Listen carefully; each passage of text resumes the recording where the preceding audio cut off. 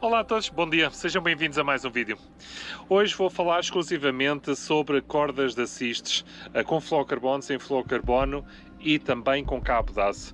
Vou explicar também a diferença que existe em termos de cordas mais compridas, mais curtas, também a diferença entre os diâmetros da corda e o núcleo das cordas. Por isso, fiquem atentos e espero que gostem do vídeo.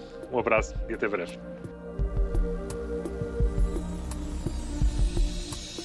Como podem ver aqui, a Van Fugh tem diversas espessuras de cordas, que tanto em fluorocarbono como sem ser em fluorocarbono.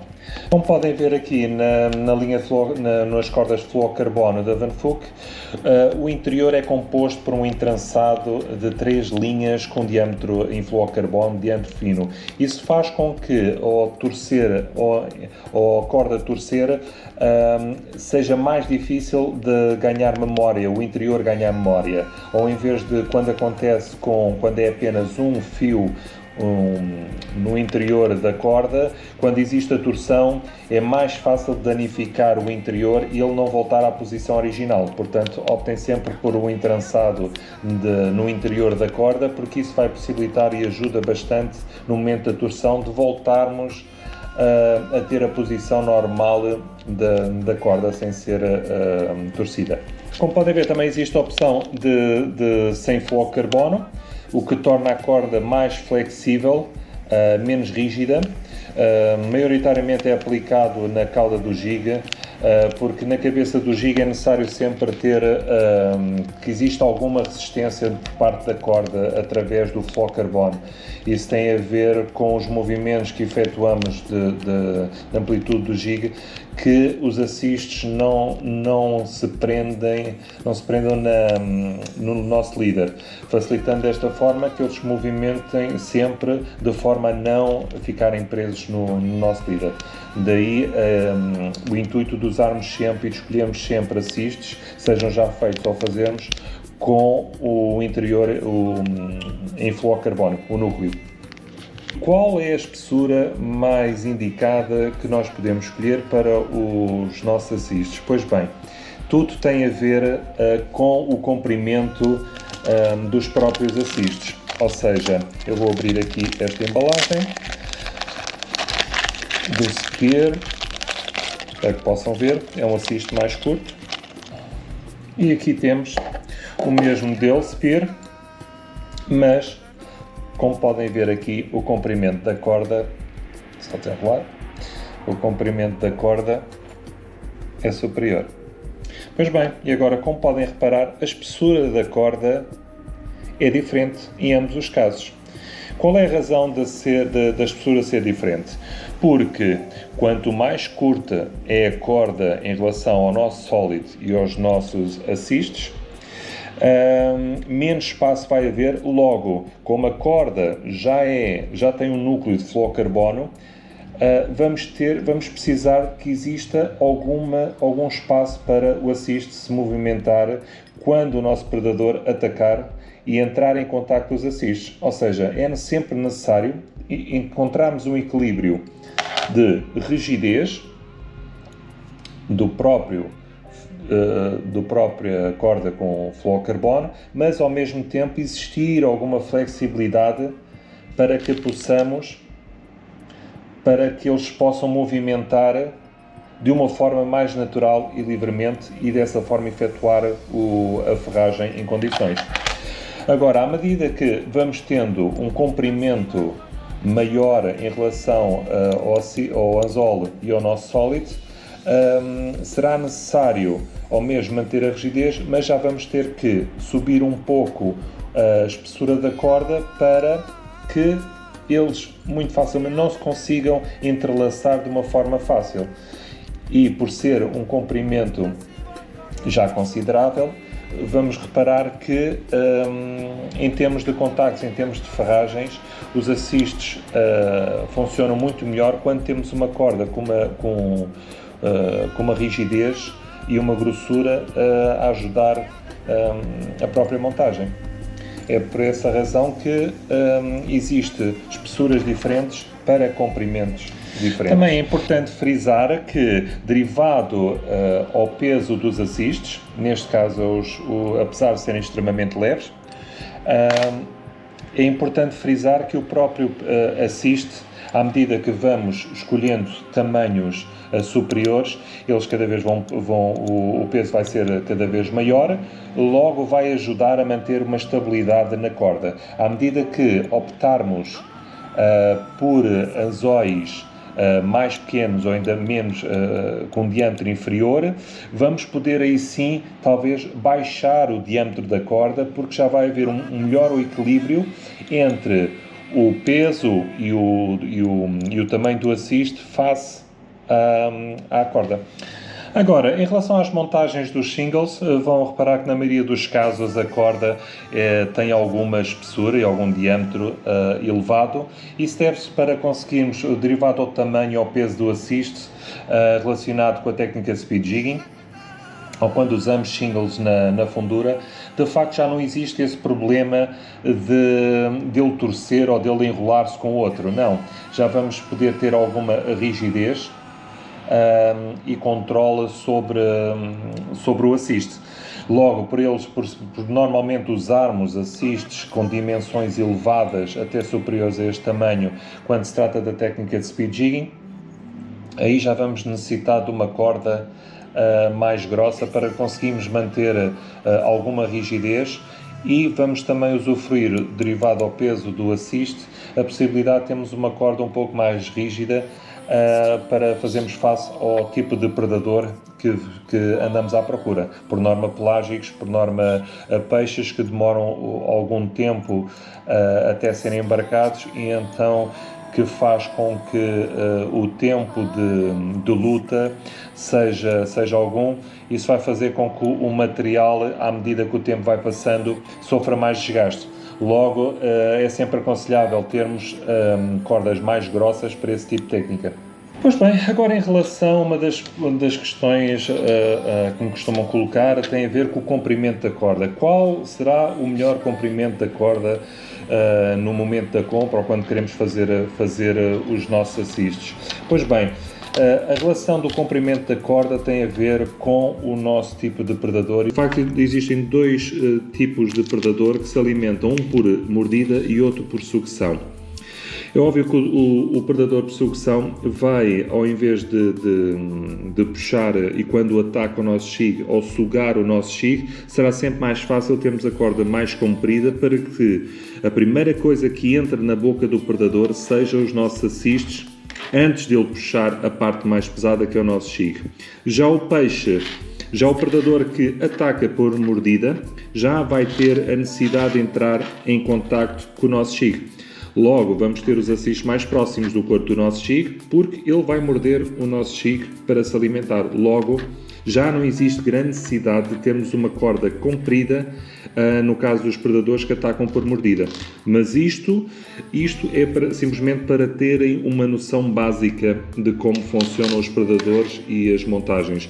Mas, como tudo, por vezes existem alturas em que os predadores que atacam por mordida não vão entrar em contacto com o nosso jig e vão simplesmente bater com o corpo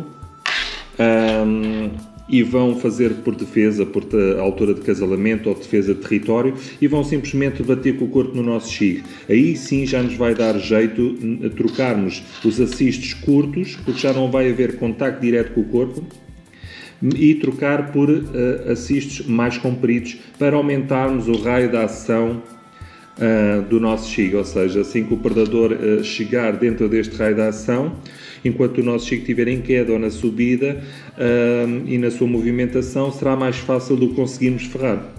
Portanto, temos de ter sempre atenção e perceber o que está a acontecer, se o peixe está ativo, não está ativo, como é que está a atacar, e para podermos fazer essas alterações consoante o que estiver a acontecer no momento. E sabemos que isso pode mudar em questão de minutos, em questão de hora, na mudança da maré, independentemente disso. Agora, se tivermos várias opções e percebemos o que está a acontecer e porque é que estamos a falhar os ataques e porque é que não os conseguimos ferrar, é questão de fazermos essas modificações e perceber o que está a acontecer com o peixe. Em relação ao comprimento da corda, vamos reparar que também não se trata apenas da questão do nosso predador de atacar por sucção. Tem a ver também que vai ter influência sobre as prisões que vamos ter no fundo quando o nosso jig entra em contato com o fundo. Isto pela simples razão, derivado ao comprimento do assist, quando o jig está em queda, os assists ainda não tocaram no fundo e a primeira coisa a tocar no fundo é o nosso jig, antes dos assists poisarem. Se nós conseguimos controlar a queda do nosso jig e não deixar que ele caia de forma natural e sem ser controlada, vamos ver que, ao sentirmos o jig a tocar no fundo e os assists ainda em pleno ar, vamos conseguir levantar o jig desta forma antes que os assists entrem em contacto com o fundo. Isto é muito importante, pois vai-nos ajudar a evitar bastantes prisões no fundo e vamos conseguir trabalhar o nosso jig em terrenos um pouco mais problemáticos, desde que consigamos sempre controlar a queda do nosso jig e da nossa linha. Agora quero frisar que, mesmo derivado ao comprimento da corda, mesmo que os assists passem um pelo outro de forma a prenderem, não irá haver problema se controlarmos a subida e os movimentos erráticos do nosso jig. Ou seja, temos que usar uma cana de ação lenta, suave, para que não exista nenhum movimento errático do nosso jig e que seja controlado para que os assists, durante a subida e durante qualquer movimento do jig, se movimentem exatamente ao mesmo tempo. Isso vai fazer com que eles nunca se prendam um no outro, apesar de terem distância entre a cabeça e a cauda para se conseguirem prender um no outro.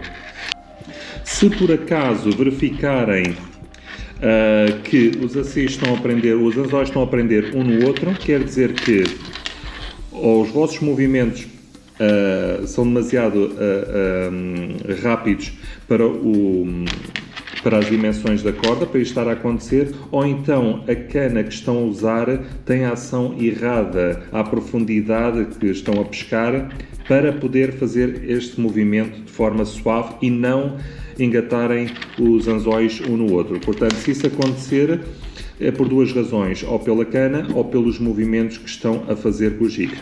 Eu aconselho usar a corda superior para os assists poderem tocar ou passar um pelo outro, para quem já tem alguma experiência e controle sobre o jig, porque senão até conseguirem adquirir essa experiência, eu aconselho sempre a fazerem as montagens de forma em que, quando têm as montagens mais compridas, de forma a que toquem um no outro, mas nunca consigam prender um no outro, independentemente do movimento que façam.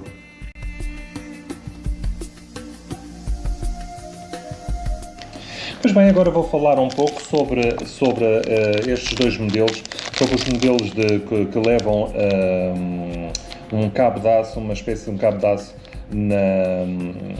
de corda, ou seja, faz a substituição do fluorocarbono. Como podem ver, vou abrir aqui um para que possam observar. É de facto, estes singles são de facto bastante interessantes, principalmente para quem pesca na profundidade e em zonas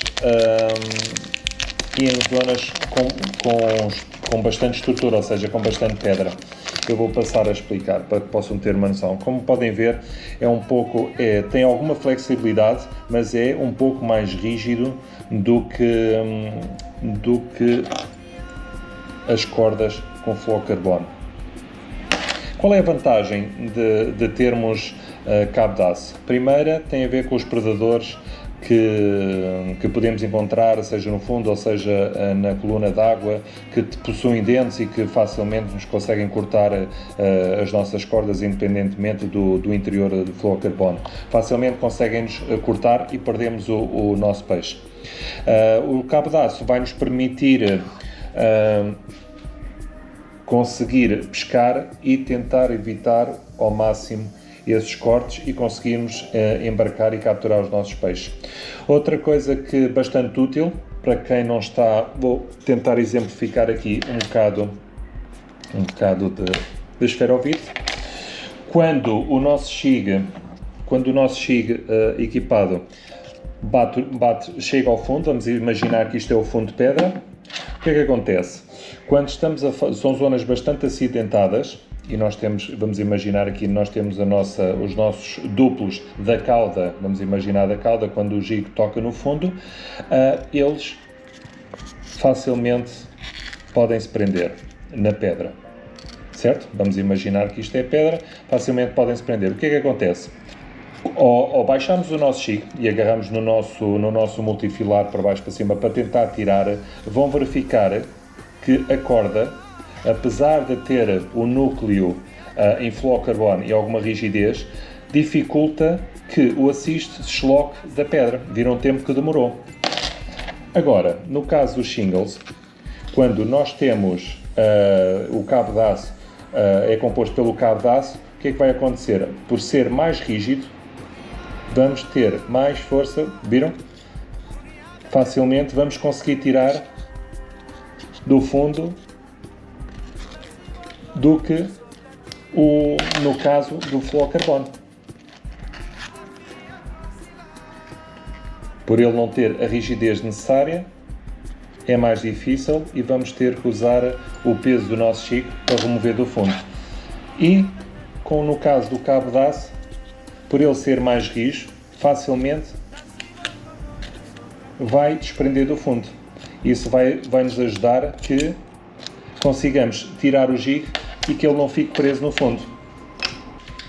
Pois bem, em relação aos predadores, não se preocupem relativamente à espessura ou não ser discreto, porque de facto eles não ligam a isso e principalmente a partir de certas cotas é totalmente irrelevante. Os peixes de médio porte e de grande porte não vão ligar ao facto de ser cabo de aço e vão atacar e vamos conseguir farrá-los como se estivéssemos a tratar de corda com fluorocarbono. E como sempre, uma vez mais, em caso tenham alguma dúvida relativamente a este vídeo, deixem nos comentários que eu tentarei ser o mais breve possível a responder.